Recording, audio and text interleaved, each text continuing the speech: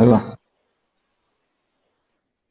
Hola, muy buen día amigos, bienvenidos a un podcast más de Sala Común, donde pues como saben hablamos de los temas de libros, no de los libros como tal, sino de los temas que se van manejando dentro de la novela que estamos platicando. El día de hoy vamos a continuar con las distopías. Hemos estado haciendo una especie como de miniserie. Ya vimos Francia en el siglo, perdón, París en el siglo XX, ya vimos El Talón de Hierro. La semana pasada, el podcast pasado fue de, ¿cuál fue, No, Marfileño? Perdón. nosotros, Ah, sí, nosotros del ruso, Evgeny Yevgeny. Sametin. Ujú, ujú. Yevgeny. Y bueno, la semana pasada también les dijimos para la gente que quisiera leer el libro antes de que empezaran a ver el podcast, esta semana nos toca hablar de Un Mundo Feliz de Aldous Huxley. Este libro les estaba platicando aquí a Mr. Alfa y Marfileño antes de empezar a grabar, que yo no sabía que se los recomendaban en las escuelas. A mí me lo recomendó un profesor, pero cuando ya estaba en la universidad, cuando él se enteró de que yo estaba leyendo libros de distopías, y él me recomendó leer pero digo, yo no sabía que en las escuelas era como una especie de libro popular entre estudiantes. También antes de comenzar, quiero agradecer a toda la gente que se ha estado suscribiendo y dándole like a la página. Ya somos 10,000 miembros en la Biblioteca Pública Mundial, en la página de Facebook. Muchas gracias, muchas gracias. Y bueno, vamos a seguir haciendo cada vez más cosas más interesantes. Em, bueno, ¿qué otra cosa tenemos que decir? Ah, también, bueno, no se les olvide seguirnos también además de en las redes sociales, todos los demás canales de podcast donde también hacemos videos, perdón, audios, que sería pues Spotify, estamos en Apple Podcast, Breaker, ¿cómo Google, se llama la otra? En Google Podcast y Anchor. eh, Anchor, la que, la que no me salía. Y todo lo que Pero bueno, termine en podcast, ahí vamos a estar. Ahí vamos a sí. estar presentes corriendo. Todo donde diga podcast, ustedes busquen ahí como Biblioteca Pública Mundial y nos van a encontrar. Bueno, pues vamos a empezar con el primer punto del libro. La novela es una distopia que anticipa el desarrollo en tecnología reproductiva, cultivos humanos e hipnopedia. Me gustaría empezar primeramente explicando qué es la hipnopedia, porque digo, hay mucha gente que a lo mejor no conoce el término y vamos a empezar a estar hablando y a lo mejor se van a revolver, no va a entender bien. La hipnopedia es como una especie de teoría que se tiene en la que si tú estás dormido y se te repite un mensaje constantemente, tú lo aprendes como una especie de ósmosis, según hay gente que se cree esas cosas. No digo que no sea totalmente cierto, pero cosas muy complejas no creo que funcione. Un ejemplo muy gracioso de esto lo pueden ver en un capítulo de Los Simpson, donde Homero compra unas cintas para adelgazar, pero le mandan unas diferentes donde estaba aprendiendo el lenguaje y se le desarrolla el léxico a Homero. Otro ejemplo en la película, no sé si recuerdan la película de Dumbo, que el ratón que le ayudaba a Dumbo al gerente del circo. Timoteo, el ratón Timoteo. Ajá, le está diciendo constantemente un mensaje al dueño del circo para poner a Dumbo como una especie como un acto nuevo que iban a hacer, que se aventara las escaleras. Pero bueno, o sea, esa es la teoría o la idea de la hipnopedia. ¿Qué vas a decir, Marfeleño? Sí, de hecho hay un capítulo también en la serie de Garfield, la de los 90s, donde John iba a tener una entrevista con una persona en italiano y él se pone un disco de italiano para aprender frases. Y Garfield les la riega y tira el disco y pone uno con sonidos de combate. Y él empieza a hacer ese tipo de sonidos al día siguiente que se va a la oficina. Es una cuestión muy graciosa, pero es parte de cómo se manejaba con ese tipo de fintas y de terapia, que es una terapia alternativa que se sigue usando hoy en día bastante, ¿eh? No, ok, no sabía. Pero bueno, me gustaría como que hacer una aclaración. Hay gente que cuando está dormida, si escucha ruidos o algo así, estos ruidos o sonidos influyen dentro de sus sueños. Ok, eso no es hipnopedia. La hipnopedia es la teoría en que se supone que por estar escuchando el mensaje lo vas a aprender. Ok, esa es la diferencia de lo que estamos hablando aquí. Dime, Mr. Alfa. De hecho, parte de la hipnopedia no nada más es cuestión de estar dormido, sino también dentro de cómo uno se desarrolla en la sociedad. Hay una frase que dice, dite 21 veces una mentira durante 21 días para que veas cómo se convierte en realidad. Sí, pues ya eso es algo como la sugestión, sí, claro. Bueno, ya ahora, esto ya enfocado ahora sí en la novela, en la novela de un mundo feliz, nos hablan de que las personas ya no se reproducen, pues como diría Sylvester Stallone en la película esta, el Demoledor, a la antigüita, sino que todo es in vitro. Entonces, precisamente por eso la gente se va, o los humanos van saliendo como si fuera una especie de cinta de producción, porque es de una forma más masiva. Entonces, a la gente la seleccionan ciertos espermatozoides, ciertos óvulos, y son esos los que fecundan. Y a esos niños, pues eventualmente los van teniendo en unas especies como de salones especiales para ellos, donde tienen unas bocinas en los techos para enseñarles pues lo que el Estado quiere que ellos aprendan. ¿Ustedes cómo ven esto allá aplicado a la sociedad en realidad? Fíjate que es un poquito de lo que se vería actualmente con lo que te enseñan en tu infancia. En ocasiones ese tipo de mensajes son compartidos por tradiciones, por tradición oral o realmente por cómo se desarrolla tu entorno y te repiten muchas veces ciertas cuestiones. A la gente de mayor élite o jerarquía, como tú lo quieras ver, se les repite muchas veces que ellos se merecen tener un mundo así o tener este tipo de situaciones, que la gente de abajo tiene que tener esas condiciones y a la gente de menor recurso o menor oportunidad muchas veces no le repiten de manera positiva, sino que le dicen que su entorno tiene que generarse de tal manera y tal. Y ellos terminan creyéndolo. Hay veces que sienten que lo único que conocen, lo que van a hacer es la vida que ellos tienen. Y eso está muy marginado a ciertas comunidades de la sociedad donde al no tener el desarrollo, ellos van perdiendo ese tipo de oportunidades. Hay un punto que me gustaría tomar conforme lo que dijiste, no solamente desde que nacen como tal, sino al momento de ser fetos, en el libro ya les empiezan a administrar cantidades de oxígeno adecuadas dependiendo de los roles que ellos van a aplicar y se les inyectan otro tipo de situaciones. Yo lo estaba comparando, o te había hecho comentario, que lo comparaba mucho como cómo se distribuye la educación de que no es de manera equitativa dependiendo de los estados de la sociedad. Yo lo veo como esa educación del oxígeno, que a lo mejor a los de menor jerarquía o casa se les va a aplicar menos oxígeno, o sea, menos educación, y a la gente mayor se les va a aplicar más, simplemente por el hecho de que las actividades que ellos van a tender a desarrollar se tienen que basar en el entorno en donde están. Uh-huh. Sí, sí, sí, claro. Sí, o sea, o sea, como lo que mencionas de la educación con la cuestión del oxígeno es como eso de los niños, por ejemplo, que quieren llegar a estudiar para ser, no sé, ingenieros o algo así. Es más, yo tengo un conocido que el chavo estudió para físico nuclear y terminó haciendo zapatos. Y yo me imagino que en una sociedad en donde pues realmente no puedes progresar mucho, como pues tristemente lo es nuestro país, sí hay gente a la que les dicen, es que para qué estudias eso, eso no te va a dar dinero, es que para qué estudias esto otro, si no no vas a encontrar trabajo de eso aquí.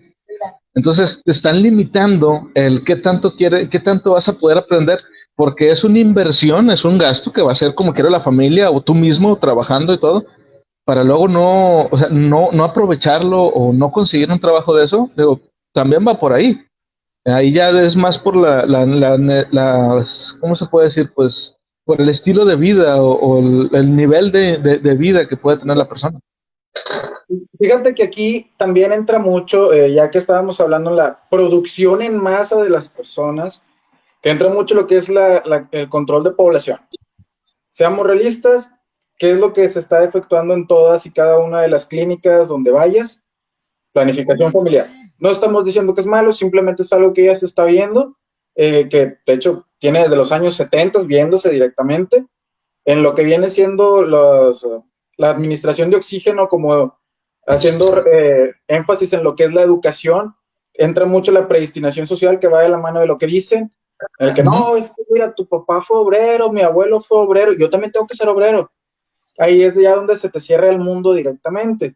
Y pues referente a, aquí entra mucho lo que viene siendo el cómo ellos dicen que es la fórmula de la sociedad. La fórmula de la sociedad viene siendo sociedad igual a control más ignorancia. Sí, sí, sí. Bueno, el siguiente punto, de esto yo no quería hablar mucho, porque el tema es un poquito, ¿cómo puedo decirlo? Un poquito complicado y no creo que yo, al menos en lo personal, sea la persona más indicada para hablar tanto de esto, porque no sé del tema. En la novela utilizan una droga que se llama soma. Esta droga en el libro explican que es la droga suprema, y es la droga perfecta, porque esta droga no causa efectos secundarios. O sea, por ejemplo, se ha dicho mucho de drogas, por ejemplo, como la cocaína o la heroína, que a largo plazo te causa una dependencia física. O sea, que si ya no la consumes te puedes llegar hasta a morir. O también lo que sale en la película de Trainspotting, de que al chavo lo aíslan, no va a recibir nada de droga ni nada, y empieza a tener alucinaciones. Bueno, eso no pasa con el soma. Entonces, de esta droga, y lo que sí se me hizo bien interesante es que esta droga la utilizan principalmente cuando la gente está triste, que se siente deprimida, la toman como para vacaciones. También la toman cuando pues se sienten sencillamente que se quieren distraer o precisamente que quieren irse de vacaciones, no pueden salir o algo, pero se toman la droga y no me acuerdo bien cómo era la fórmula, de que medio gramo era para un día. Y luego creo que un gramo de soma te duraba para todo un fin de semana. Sí. Y no me acuerdo cuánto era, pero que era toda una semana. O sea, ibas a estar inconsciente durante todo ese tiempo. Y lo que más me... Ajá. Es de hecho prácticamente la moneda de cambio. Tu salario es igual pagado con soma. Y un efecto que sí tiene el soma, cabe mencionar, era el de tener la vejez, el deterioro del cuerpo. El deterioro del cuerpo, de tener el deterioro del cuerpo hacia la vejez. Sí. Eso, y también que la droga, precisamente por los efectos que tenía, y para mantener a la sociedad controlada, porque ese era el fin realmente de la droga, el propio Estado la da. O sea, el propio Estado la brinda. La administra. Uh-huh.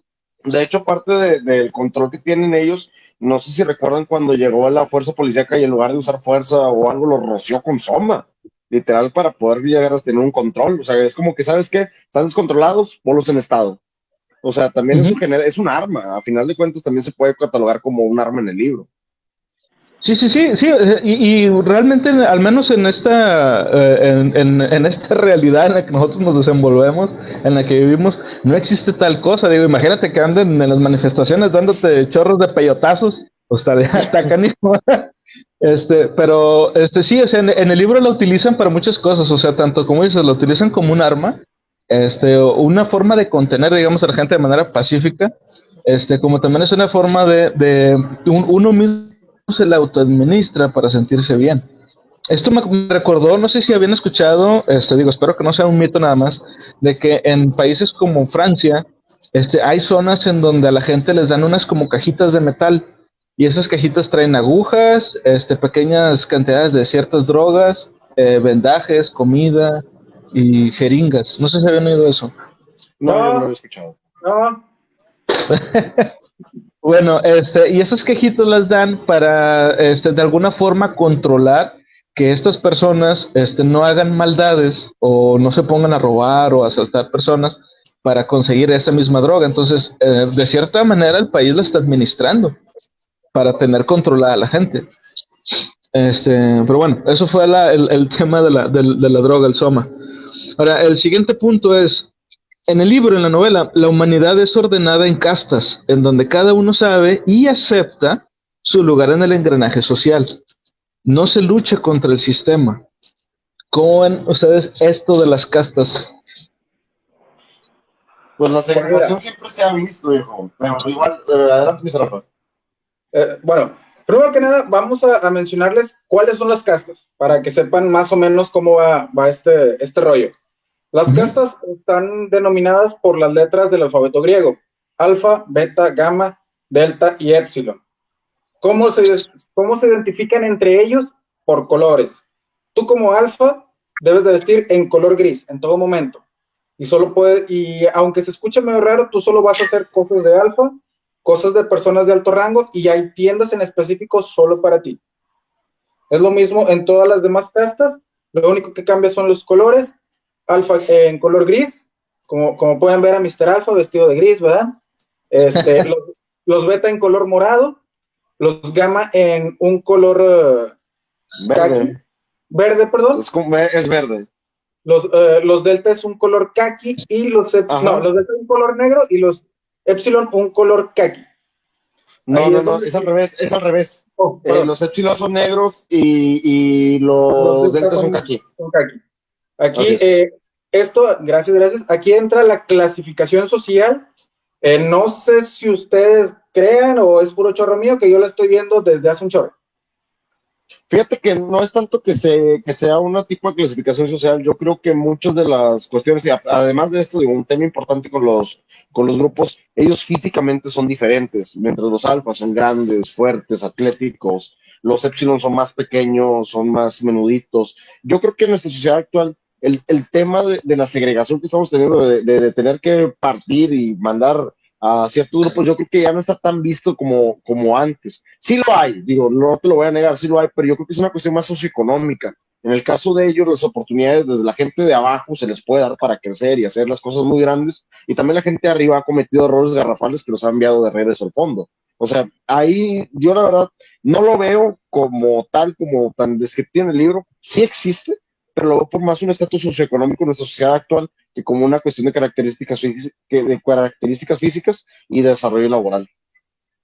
Fíjate, yo creo que sí, en esta parte al menos Aldous Huxley, yo creo que sí le falló. Digo, porque hemos visto, perdón, hemos visto que otros autores en ciertos temas, digo, dan directo a la diana o le fallan por poquito, pero al menos en esto de la segregación que hacen las clases sociales, le falló, pero o sea, digo, de entrada, pues como dices, de que en el libro a los fetos les iban administrando menores cantidades de oxígeno según cuál iba a ser su función. Aquí lo vemos por otro lado, que es con la educación, pero yo no creo que esté así tan separada la sociedad, al menos en el que tan fácil puedes llegar a tener tal o cual cosa. Me explico. Gracias al Internet, que como les he dicho, es lo único que nos ha separado de estas distopías en realidad, tanto puedes leer un libro de física cuántica, el niño que está ahorita acostado en su cama en una mansión, como lo puede hacer uno que tenga, no sé, a sus hermanos al lado en su cuarto mientras la mamá está escuchando música norteña. O sea, lo pueden hacer los dos si quieren. Al menos en eso no hay una separación. Porque tienes como quiera un celular y llega a ser económico hasta cierto punto, pero tienes la posibilidad de hacerlo si tú quieres. Yo creo que aquí más bien es por la idea de la misma gente es la que te dice, es que para qué estás leyendo eso, es que para qué ves esto. Yo creo que esa es donde se vuelve la segregación, no tanto por el físico ni los colores, sino por la forma de pensar. Así es. Es cierto, y en nuestra sociedad actualmente, yo creo que una de las mejores frases que he escuchado referente a nuestra sociedad es la misma agua caliente que ablandece una papa, endurece un huevo. No son lo que nos rodea, sino lo que estamos hechos. O sea, realmente aquí lo que estamos viendo es una segregación. A lo mejor ellos dicen, bueno, los alfa de nuestra cultura actual van a tener más, que significa que van a poder crecer mejor, se van a alimentar mejor, van a ir a mejores escuelas, van a mejorar. Y la gente que tiene menos, pues va a poder repartir menos y va a quedarse lo mismo. No es, como lo dijo ahorita Felipe, no es tan acertado por el hecho de que ya tenemos el internet, ya tenemos una manera en que nos podemos instruir, ya tenemos las herramientas para poder sacar las cosas adelante. Yo creo que ahorita ya es más una cuestión de actitud que de medios, porque el acceso hasta las bibliotecas, la misma biblioteca que está en el centro, ellos te dan el acceso a internet por un tiempo limitado, pero es gratuito. No tienes que pagar absolutamente nada, tienes derecho a disfrutar una cantidad de horas y un acceso a la información de lo que tú quieras hacer, pero de que hay medios, los hay, o sea, hay oportunidades ahorita. Como diría ese comercial, hay talento, solo falta apoyarlo, y si no te apoyas tú mismo, ¿quién te va a apoyar? Correcto. Sí. Efectivamente. Bueno, el siguiente punto es una sociedad saludable, avanzada tecnológicamente y es libre sexualmente. No se habla libremente, eso es algo que me llamó mucho la atención, no se habla libremente de la homosexualidad, pero mientras que vas leyendo, se puede inferir que también hay libertad sexual, o sea, hay libertad también entre homosexuales. No sé si ustedes se percataron de eso. En el libro tal cual no dicen de que hay relaciones entre hombres o relaciones entre mujeres, pero se sobreentiende. yo creo que en esta parte Aldous Huxley sí se quiso ver un poquito recatado para evitarse problemas que se Ajá. pudieran devenir de escribir ese tipo de... Digo, estamos hablando de un libro que se escribió, perdóname, no recuerdo bien, pero creo que fue por ahí de los En los años 40. 30. Ah, en los 30. Entonces, estamos de acuerdo en que la sociedad también estaba todavía un poco reprimida y retrasada en eso. Entonces, si además de todo lo que escribió, le sumas poner relaciones libres entre hombres y entre mujeres, pues yo creo que sí hubiera habido un poco más de censura. Pero sí, a mí me llama mucho la atención esto porque básicamente la gente le pertenecía a la gente. O sea, se veía mal en el libro, se ve mal que es con un hombre y viceversa, que un hombre está solamente con una mujer. Sí, de hecho, ahí mismo lo dicen, todo el mundo pertenece a todo el mundo. Es una Sí. cuestión que en el libro se trata como que no son exclusivos. De hecho, es cierto, ella le comentaba, en algún momento estaban platicando dos personajes y le dice una a la otra, llevo saliendo con él creo que 4 meses y ella, "Ah, ¿por qué estás viéndolo tanto tiempo?" O sea, se le hace raro que tengan una relación en ese tipo de situaciones. Se ve como más abierto el mundo y eso a la vez va a traer, pues yo diría consecuencias de que se estabilicen ciertas cuestiones como lo son los noviazgos, las relaciones de matrimonio, se va como que disolviendo ese tipo de situaciones para que no haya núcleos familiares, o sea, es como que te dan más oportunidades de tener libertad, ¿para qué vas a querer sentar cabeza y quedarte en donde estás? Digo, yo creo que es más que nada para desestabilizar, de alguna manera ¿Ah? desestabilizar los núcleos El- familiares. Sí, de hecho, dentro del libro, así tal cual, te lo dicen explícitamente que está mal tener familia, está mal la monogamia y está mal enamorarse. Te lo dicen así tal cual explícitamente, como es uno de sus, ¿cómo podría decirlo? Frases de hipnopedia. Uh-huh, sí, Hipnomedia. sí, sí. Es parte de sus frases, así tal cual, que Uno de estaba sus, mal la uno familia. de sus postulados. De sus Postulado. postulados, es cierto, de sus postulados, estaba mal la familia, la monogamia y enamorarse. Y que aquí entra el ya no tener el núcleo básico de la sociedad, sino que, bueno, ¿sabes qué? Aquí ya no importa el individualismo, sino aquí ya importa más la sociedad que tú solo. Uh-huh. Sí, sí, sí, sí, fíjate, a mí sí lo que me llamó mucho la atención del libro es que volvemos a lo mismo, es un libro de hace mucho tiempo, pero sin embargo no hace diferencia, o sea, de verdad, no hace ninguna diferencia entre parejas interraciales. O sea, puede haber mujeres blancas con hombres negros, mujeres negras con hombres blancos, y realmente no había problema. O sea, hasta eso pareciera que todo está muy bonito, pero pues bueno, vamos a ir viendo cómo realmente las cosas no son lo que parecen. Eh, el siguiente punto es, la guerra y la pobreza han sido erradicadas y todos son permanentemente felices. A mí en este punto, por ejemplo, respecto a eso de que pues haya sido erradicado todo, sí me da a pensar como que era el que, digo, o sea, si realmente no hubiera ningún tipo de conflicto y pues que, o sea, ¿cómo puedes saber realmente que tú eres feliz si no conoces la tristeza de entrada? Porque para conocer una tendrías que saber que existe otro estado de ánimo, ¿me explico? O sea, ¿cómo puedes saber que estás en paz si no has tenido realmente una necesidad? ¿Cómo sabes que tienes hambre si nunca has estado lleno? O O si que tienes nunca, sed. o si nunca has tenido necesidad de comer, o si Exacto. nunca has estado Entonces, hambriento. esto se vuelve muy artificial, porque ¿cómo puedes realmente estar en una felicidad eterna? O sea, es que no es posible. Por eso es que se necesitaba también esa droga. Fíjate que Supongo el que... tipo adelante, adelante, Mr. Rafa. Dale, dale, dale, dale, dale. Bueno, hay una parte en donde comentan algo de cuando van a ver a los salvajes. Yo creo que parte de la felicidad que ellos profesan o dictan en esto es comparando a cómo están ellos. Te dicen, ¿sabes qué? Nuestro país está mejor porque está más seguro, porque todos son felices, no hay guerra, no hay nada. Pero mira cómo viven ellos. O sea, tienen basura en sus calles, tienen conflictos, tienen gente vieja. Tú estás feliz, o sea, compárate con ellos. Yo creo que ellos basan un poco la felicidad o basan mucho de su felicidad en simplemente ver las desventuras de otros países y considerar, por ser algo que para ellos es extraño, quieren considerarse así ellos mismos como que yo estoy bien, porque a mí me dicen que estoy bien. Ujú. De hecho, para allá iba mi punto. Creo que ahí ya ellos consideran el estar bien comparándose a lo negligente que pueden estar otros lugares, tomando en cuenta que esto en específico, esta novela, la historia en sí se relaciona a Europa. Cuando llega un punto de un viaje, en cuestión a los que ya lo leyeron, a ese viaje, vienen a lo que ellos dicen Malpaís, Malpaís, Nuevo México.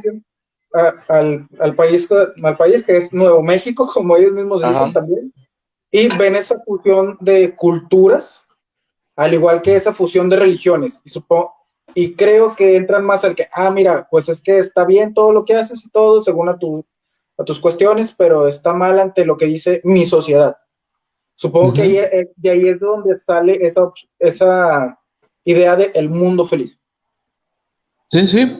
Ahora, aquí donde viene lo interesante, en el siguiente punto, es la paradoja. O sea, ¿cómo es que llegamos? ¿Cómo es que la sociedad que estamos viendo aquí en esta novela llegó realmente a erradicar la guerra y la pobreza?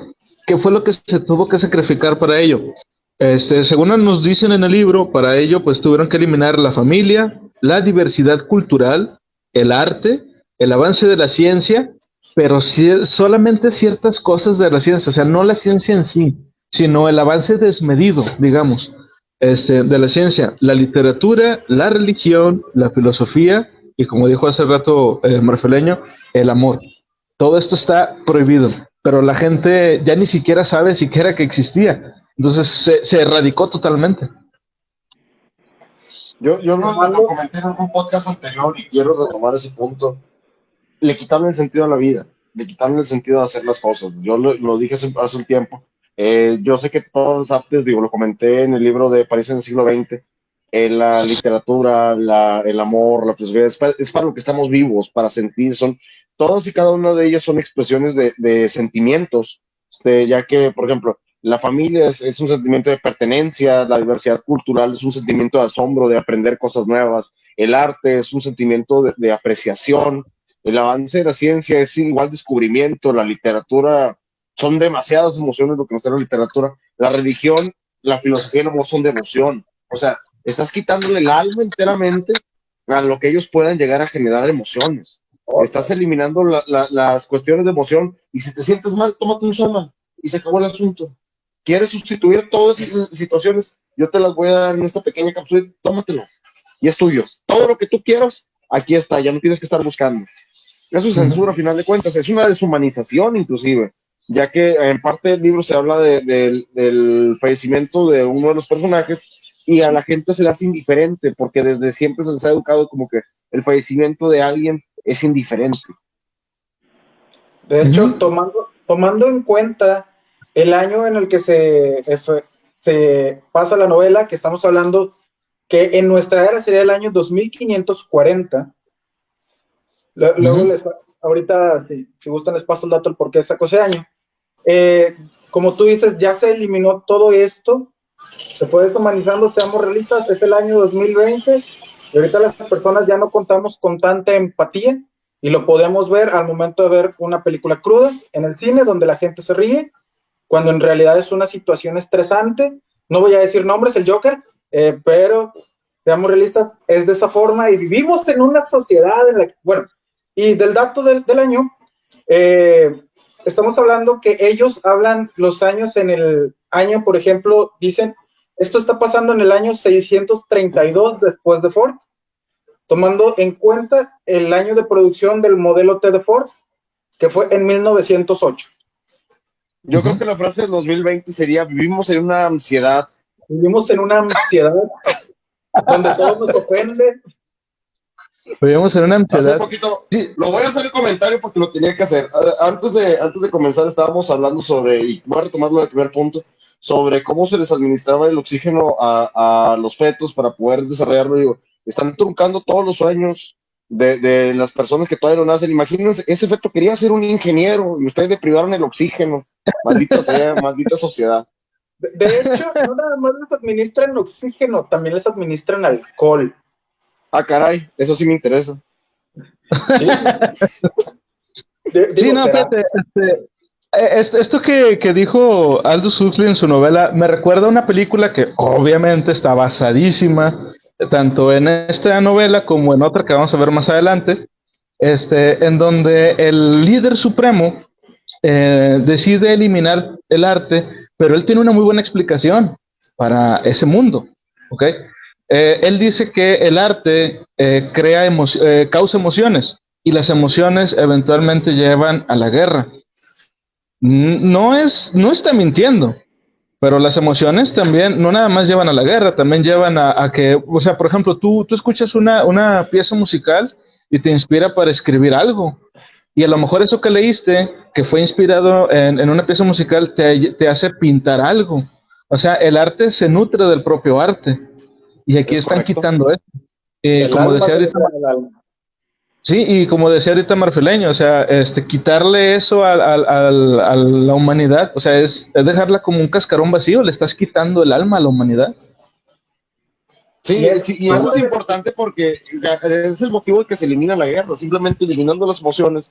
Si tú quitas los conflictos, porque también al mismo tiempo que te generan esos sentimientos, también te generan repudio, odio, pasión, perdóname, pero es una cuestión muy común entre los equipos de fútbol, entre los grupos religiosos que se llegan a tener odio sobre ciertas cuestiones porque van en contra, y más que decir, pues yo no lo voy a practicar, lo terminan odiando literalmente. Ya ves que se ha hablado mucho sobre esto de Westboro Baptist, que es una iglesia de Estados Unidos que hace manifestaciones y que hace todo este hate hacia ciertas comunidades, es por lo mismo, es por una cuestión de religión, que a final de cuentas la base es una cuestión correcta, porque son valores morales y creencias religiosas básicas, pero ya Ujú. llevado al extremo genera conflicto, y es algo tan sencillo como la religión que llega a tener este tipo de conflictos. Ahora imagínate una filosofía o la literatura en sí que a alguien no le parezca y que se pongan a discutir como locos. Saludos a la gente que nos comentó el Principito, estuvo muy bueno el rebane por ahí. Gracias por ese meme, gracias De por hecho, ese Pepe, meme que nos dieron.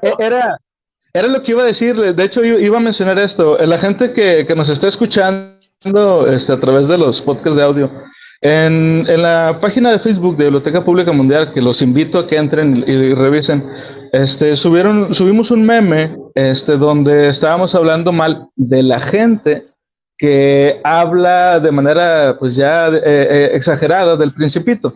No hablamos mal de la obra, que conste, hablamos No. mal de esa gente, o sea, el meme era criticando a esas personas y se hizo todo una pelea ahí y digo, y es que eso es lo que realmente es la humanidad.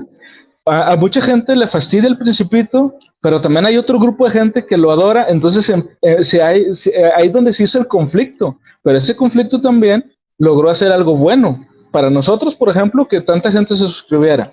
Y segundo, que esa misma gente ya empezó a ver otras cosas que teníamos ahí en la biblioteca, empezó a ver otras cosas que estamos haciendo, como estos podcasts, por ejemplo, y ahora ya también tienen un conocimiento distinto de lo que hacemos.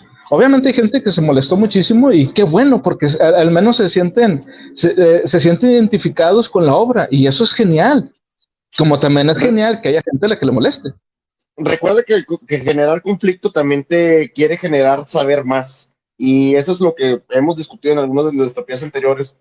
El generar un conflicto o el mantener los conflictos controlados hace que la gente no quiera saber más de lo que ya tiene, hace que la gente se cierre. Cualquier conflicto de ideas, si algo te incomoda, te molesta o no lo entiendes, es la excusa perfecta para empezar a investigar, para empezar a leer un poco más, para empezar a nutrirse un poco más de los temas, para que tú tengas, si te sigue molestando después de investigarlo, por lo menos ya tienes argumentos más válidos para poderte defender. Y investigas más y empiezas a empatizar con la idea, la misma lectura que te trajo a ese punto te va a dar más conocimiento para que puedas desarrollar más cosas. Todo conflicto yo creo que es la mejor oportunidad para educarse. De hecho, les menciono así rápido, una anécdota personal.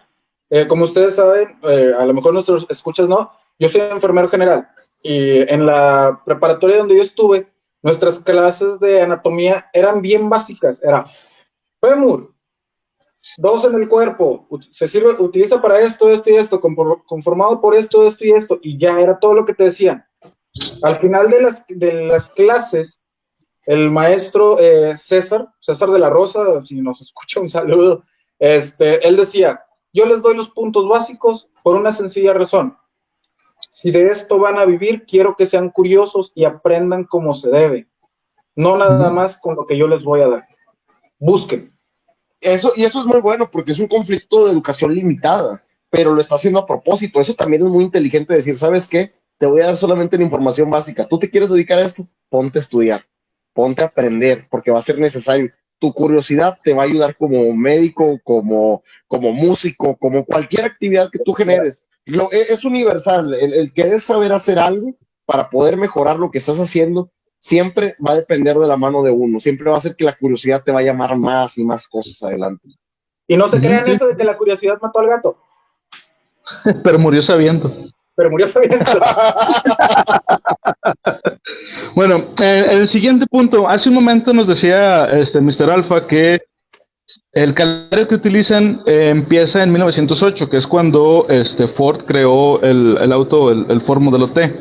Pero en la novela también nos explican que esto se debe a que en el 2049 de nuestra era, o sea, dentro de 29 años, se llevó a cabo la Tercera Guerra Mundial. Y esta guerra llevó a casi la extinción de la población por el uso de armas químicas. Ahora, debido a esto, los líderes mundiales trataron de entrar y pues ya de poner orden. El problema fue que ellos quisieron imponerlo. Entonces, como la sociedad se empezó a rebelar, como después hemos visto en otras distopías también, lo que hicieron fue un movimiento muy inteligente que algunos líderes a través de la historia lo han hecho. Ok, no te hago que esto sea a la fuerza, mejor despacito, calmado, y convencieron a la gente de que ellos querían que estas personas tomaran el poder. ¿Cómo lo ven ustedes desde ese punto, de no llegar de manera agresiva, sino de llegar de convencerte? Les había comentado exactamente. Y se cumple otra de las reglas del Internet. Mientras más tiempo estemos hablando en una conversación, tarde o temprano nos va a llevar a Hitler. Entonces, sí, los métodos pacíficos o los métodos de conquista pacíficos, de hecho, se ven en muchísimas partes. Se ve como a través del carisma y de las cuestiones halagadoras. Se dice que se traen más moscas con miel que con hiel. En todo caso, lo que están diciendo con eso es necesitar llegar a través de métodos pacíficos, a través de métodos más sutiles, llega un adoctrinamiento se podría decir, pues general, y al mismo tiempo hacerlo de manera más tranquila para poder abordarlos poco a poco. Cuando ya no te das cuenta, ya estás adentro. Es prácticamente el populismo que se dio con nuestros amigos del norte y que aquí en México no se dio. No me crean, aquí no se dio. Es puro choro mío, disculpen mi comentario. ¿Cómo era? Fuchi caca. No, aquí no pasó eso. No, aquí no pasa eso. No, aquí no. Abrazos, no balazos. Bueno, fíjate, aquí vamos a retomar un poco lo de la cuestión de las castas, porque esa parte sí se me hizo muy interesante. Aquí a Mr. Alpha ahorita se le pasó, no sé si fue de manera intencional, mencionar uno de las castas, que es de hecho la más importante, que es la alfa doble más. Que esta casta es la más elevada, y que ellos están destinados a ser pues los científicos de la nueva generación y los próximos líderes mundiales.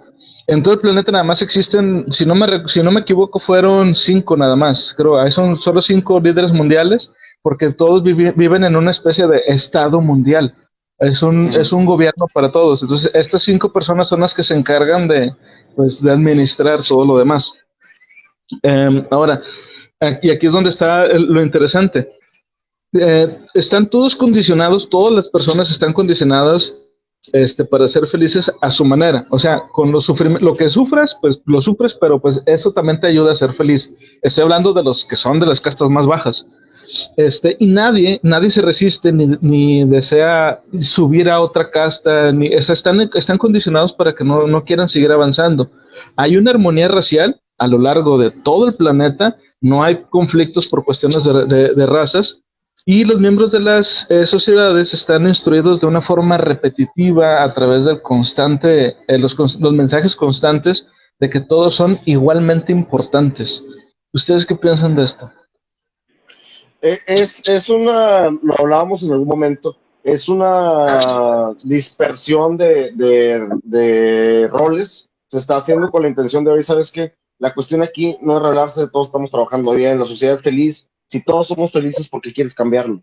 Te hacen ver con un tipo de culpa, y se toma la palabra muy poco durante el libro, la palabra pecado. Es como decir prácticamente, estás atentando contra el organigrama de todo esto, estás atentando contra el bien común. Tú eres el engrane que se mueve de esta manera porque la máquina no funcionaría sin ti. Nos ayudas a moverte igual y quieres pertenecer, tienes que alinearte. En todo caso, eso es una cuestión muy común. Es una cuestión muy común que se utiliza para tener un control directo sobre las actividades que se van a realizar por cierta persona y que él se encuentre contento con ellas, para que no haya un conflicto y que al final de cuentas no quieras hacer las cosas. Simplemente lo ven de la mejor manera, volvemos a lo mismo, es de la manera más amable de decirle una y otra vez, lo estás haciendo bien, quédate haciendo eso y eres feliz. Sí, y aquí entra lo que se les enseñaba desde niños, de que, oye, tú vas a estar dedicado simplemente para seguir órdenes, y mientras lo sigas, vas a ser el mejor, güey. Y de esa forma, aquí entra ya mucho lo que es la educación que te dan en casa, que de hecho, seamos realistas, hay muchas personas en donde, si bien te educan a querer ser mejor cada vez, y hay otros lugares en donde te educan y simplemente te dicen, así estás bien, no le muevas. Es más, si puedes ser menos, pero así estás bien. Fíjate, ahorita con eso que acabas de decir, hiciste que me acordara de un personaje que, y fíjate, aparentemente no tiene nada que ver con el libro del que estamos hablando. Dash, el de la película de Los Increíbles. No sé si recuerdan, hay una frase, cuando su mamá le está insistiendo de que es que todos somos especiales. Y Dash le dice, es que esa es otra manera de decir que nadie lo es, por lo de que como ellos tienen poderes, y como dices ahorita, que Mr. Alpha, que le dicen, cuando está en la carrera, que dice, Sí. corre, pero no le adelantes, no, quédate atrás, o sea, ándale, o sea, ese que, ok, sabemos qué potencial tienes, pero si puedes ser menos. O sea, y digo, eso es viéndolo de un punto de vista un poco fantasioso a lo mejor, pero aterrizándolo en el mundo real también, pues lo puedes ver, por ejemplo, que a la gente que está, o sea, un barrendero que lo quieran convencer de que es tan importante él como el doctor del edificio donde él está barriendo, o sea, no tiene sentido. O sea, él mismo, creo que estamos todavía en el tiempo en el que el propio barrendero se da cuenta de que eso no es verdad y que el doctor, y digo, aunque a lo mejor suene mal, pero va a sonar mal precisamente porque es que nos quieren convencer de lo contrario. O sea, no es tan importante un mecánico como lo es un cirujano, y no es tampoco tan importante un escritor como lo es a lo mejor el señor que barre afuera en el centro. Es que la verdad es que es así, pero al decirlo te oyes mal y la gente te ve mal, porque están tan convencidos de que todos somos igual de especiales que cuando alguien llega con una frase así, lo primero que hacen es fruncir el ceño, porque creen que eres agresivo y no lo eres. Estás diciendo una verdad. Ahí lo que ellos están haciendo simplemente es eliminar o censurar dos palabras. Quitan la palabra conformismo y quitan la palabra mediocridad. ¿Sabes qué? Tú lo que tú haces en tu actividad dentro del libro es lo que tú tienes que hacer. No tienes que ser conformista, es tu rol en la sociedad y no por lo que hagas eres una persona mediocre, simplemente tienes que cumplir con tus actividades. Yo creo que parte de lo que dijiste tú suena muy mal cuando se dice de esa manera, y concuerdo contigo que sí, se frunce mucho el ceño a lo mejor de escuchar que alguien se refiere de una manera despectiva a otra persona, pero también siendo realistas. Hoy en día, ¿quiénes son las personas más admiradas y que más ganan en el mundo? Los deportistas, la gente que cumple con funciones totalmente, perdóname, pero son funciones que realmente no son necesarias en la sociedad. El entretenimiento y la distracción puede que lo sean, pero para que ganen las cantidades millonarias o super millonarias que ganan, no lo veo como algo tan necesario como se podría invertir en educación, en doctores, en abogados, en contadores. A lo mejor yo lo siento de esa manera, como que ese es su rol en la sociedad y la sociedad cada vez lo sobrepremia más, pero al hacer eso, las personas que hacen actividades más esenciales no se les está dando de la misma manera. Digo, simplemente los millones que se pagan a eso, las instituciones podrían donarlos tranquilamente a escuelas, a hospitales y tener una mejor educación y hacer cosas mejores, pero no, ahí están alabando a un deportista que por jugar un cierto tiempo genera millones por estar o no estar dentro de un terreno de juego. No, y No, aparte, y fíjate, dale. te iba a decir, y fíjate, es que ahorita, gracias a esta situación que estamos viviendo de la pandemia, nos hemos dado cuenta de eso. O sea, hay mucha gente que ha publicado en Facebook, por ejemplo, o en redes sociales en general, que ponen, ya ves que es más importante un doctor que el jugador de fútbol, ya ves que es más importante un hospital que una iglesia. O sea, la cosa aquí es que la sociedad en la que vivíamos, porque realmente ya cambió. La sociedad en la que vivíamos estaba configurada de cierta forma que personas que no prestan nada a la sociedad, eran personas que ganaban, como dices ahorita, tú me referías, que ganaban millones, y trataban a los demás pues como basuras, podríamos decir. Pero gente que realmente era importante, por la configuración de la sociedad en la que estábamos, nosotros no los veíamos como tal. Que estoy hablando de enfermeros, doctores, los paramédicos, el edificio, pues, que es el hospital. Y fíjate cuántas carencias tenemos ahorita, por ejemplo, de que no había respiradores. Ah, pero tenemos estadio. No hay, no sé qué cosa. Ah, pero tenemos canal de televisión. Ah, pero el equipo sacó nueva playera. O sea, te das cuenta de que el mundo estaba hecho para esas personas en ese momento. Pero cuando ya viene la realidad y te da un cachetadón en la cara, es donde te das cuenta de que, creo que no estábamos yendo por el camino correcto. Pero bueno, antes de que empiece a despotricar, mejor le cambiamos. Era el punto que yo quería tomar, pero qué bueno que lo tomaste tú, porque yo me voy a ir por otro lado. Bueno, y hablando de deportes, precisamente, aquí en la novela, en esta distopia que estamos viendo del mundo feliz, existe el deporte, pero es condicionado a utilizar artefactos de alta tecnología. Y no se puede crear un nuevo deporte a menos que haya o que incluya más artefactos que los deportes ya existentes. Un ejemplo así rápido, porque suena mucho garigoleo lo que estoy diciendo, es como si alguien quisiera crear un nuevo deporte, parecido, no sé, digamos que se parezca un poco a lo mejor al béisbol, pero para poderlo jugar tienes que usar 3 guantes y 4 bats, por poner un ejemplo. ¿Ustedes creen que realmente esto que escribió Huxley sobre los deportes aplique a nuestra realidad? Yo creo que no tanto a nuestra realidad, porque ahorita ya los deportes son cuestiones tanto físicas como mentales, los esports a final de cuentas, pero no, yo creo que eso sí no está aplicado en nuestra sociedad. Veo que en el libro lo hacen tal vez por un método de control, de evitar un desarrollo más físico, de tener. Sí, dale. Ok, de tener un desarrollo menos físico y dependiente un poquito más de la tecnología. A lo mejor se ve como una cuestión más de control, pero yo siento que sí, ahí Huxley como que le falló un poquito hacia lo que va a nuestra realidad. Yo creo que ahorita en lugar de artefactos serían reglas.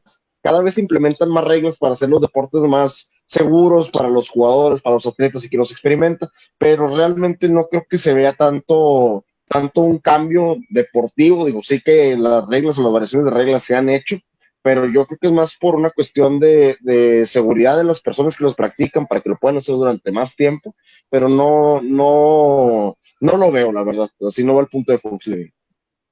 Fíjate que sí, yo tampoco. Yo veo que el deporte lo puso un poco más como para llenar ese hueco. Estamos hablando que en los años 30 pues ya estaba haciendo apenas el boom, tanto lo que viene siendo el fútbol, soccer, como lo que viene siendo algunos otros deportes que, seamos realistas, no tienen mucho tiempo, como los Juegos Olímpicos tal cual. Pero creo que lo puso como para rellenar, tratar de cubrir todos los puntos que veían normales en esa época. O sea, como para tratar de abarcar toda la sociedad como tal y lo que él creía que iba a evolucionar cada cosa. Sí. Ok. Sí, puede ser. Puede ser porque digo, todos los escritores de ciencia ficción, que no dejemos de lado ni olvidemos también el punto de que la novela, además de ser una distopía, es de ciencia ficción. Y todos como quiera pues le han tirado como quiera para, en muchas cosas han tratado de adelantarse a los cambios que fueran a llegar a ocurrir. Lo vemos por ejemplo como les platicaba antes de empezar a grabar el podcast, les platicaba del cine. En la novela de aquí de Un Mundo Feliz hablan de un cine, pero que está tan evolucionado, las salas de cine, que casi ya estás tú dentro de la película. O sea, tú te sientas en una especie como de trono y en los descansabrazos hay unas esferas donde tú pones las manos y tú sientes lo que están sintiendo los personajes en la película. Ellos, aquí, en Un Mundo Feliz, están desarrollando lo que yo llamaría la quinta D, la quinta dimensión, que estamos hablando, ya tenemos la 4D, aquellas personas que han podido asistir, te sientas prácticamente en un trono porque es un sillón más amplio prácticamente, que te mueve, te pegan en la espalda, eso es algo que la verdad no me gusta y nunca me ha gustado, pero aquí ya empiezas a tanto a oler, al igual que empiezas a sentir dactilarmente, podríamos mencionar, todo lo que vas sintiendo los personajes, siendo tú ya un personaje más dentro de la película que está viendo. ¿Sí? Algo similar a la realidad virtual, algo similar a Ready Player One, pero no deja de ser un cine donde estás sentado. Así tal cual. Era la realidad virtual, o sea, Huxley, digo, ahorita nos estamos saliendo un poquito del tema quizá, pero Huxley habló de realidad virtual, porque era eso en realidad. La base de la realidad virtual es correcto. Nada más que no tiene ese nombre. Digo, no estoy seguro de si ya se había escrito el libro. Hay un libro muy famoso que habla sobre realidad virtual que sale en la película de Matrix. No sé si recuerdan que es en la primera escena donde Neo está en su casa, que llegan unos tipos a pedirle, creo que un virus. Ya ven que en la película el señor Anderson trabajaba para una empresa que creaba software. Entonces llegan unos tipos a pedirle un disquete para un virus. Y el libro que abre creo que fue el primer libro que habló de realidad virtual. Y pues esa era el guiño, digamos, de la película hablando de esta cuestión de la realidad virtual. Digo, no sé cuándo se publicó, pero yo no recuerdo, digo, el propio Huxley lo habría dicho así tal cual, realidad virtual, si es que ya hubiera estado escrito ese libro en esa época.